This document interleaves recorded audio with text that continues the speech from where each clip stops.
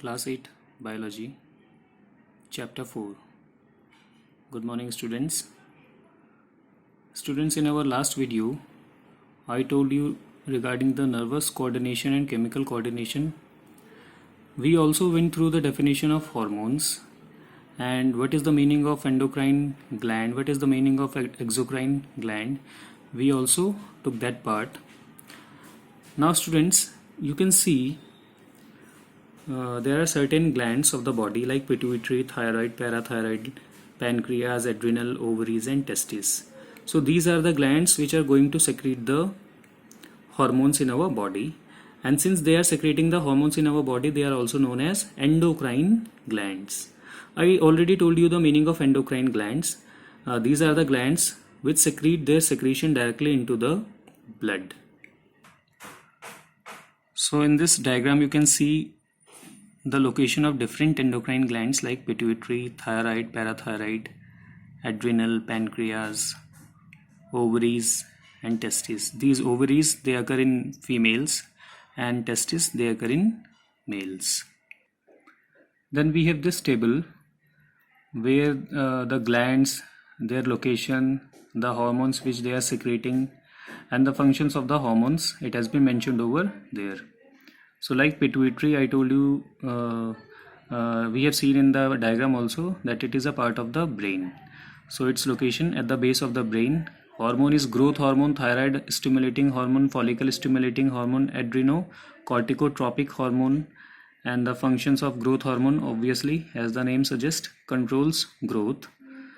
Thyroid stimulating hormone stimulating thyroid to produce thyroxine. Follicle stimulating hormone stimulates growth of ovaries and testes. Then adrenocorticotropic hormone, it regulates release of corticoid hormones from adrenal cortex. Then we have thyroid gland, and location is throat region. Hormone secretion secreted, it is thyroxine and calcitonin. Function of thyroxine is to control metabolic rate. You know the meaning of metabolism means whatever the processes are taking place in our body, either the molecules are being broken down or the bigger molecules are being formed. So all these reactions, they come under the category of metabolism. So basically thyroxine, it is controlling that rate of metabolism. Then we have calcitonin, it regulates calcium metabolism.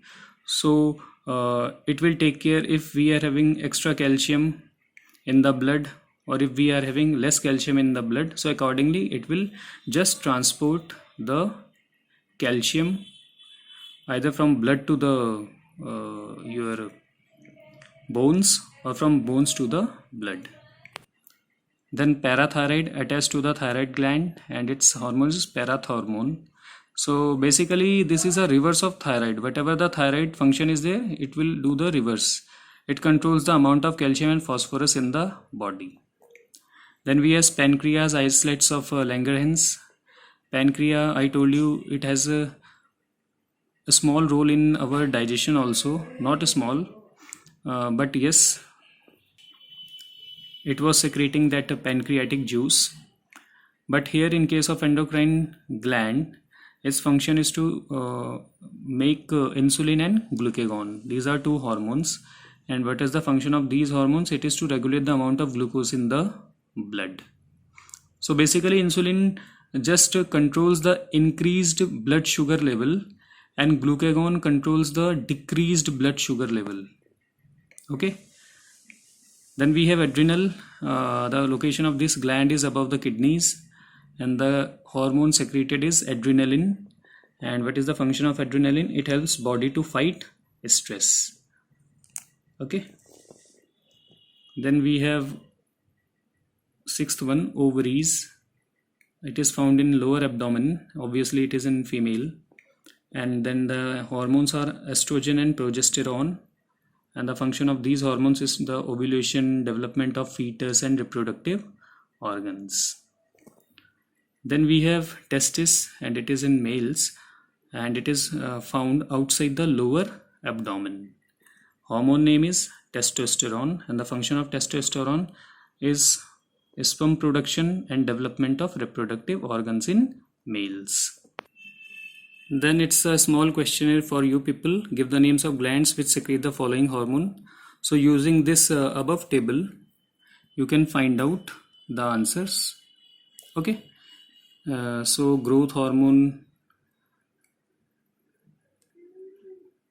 you know, it is secreted from pituitary. Then from where thyroxine is released, from where insulin is released. So you can just take the help of this table and do write in the book itself. Now adolescence and accompanying changes. So adolescence starts from the age of around 11 years and lasts up to 18 years of age. It is an intermediate stage between childhood and adulthood. During adolescence, the body grows rapidly and undergoes several changes. The reproductive organs become functional in females at the age of 11 to 12 years and in males at the age of 13 to 14 years. These organs produce certain hormones which trigger changes in the body. These changes mark the onset of puberty. Puberty is the period of adolescence during which the reproductive systems of boys and girls mature. So dear students, the age group which you belong right now is a age of adolescence, and generally it is a time period of your life cycle which distinguishes between, which is present between the childhood and the adulthood. So in this stage, a lot of changes, it can be mentally, it can be physically, it can be psychologically.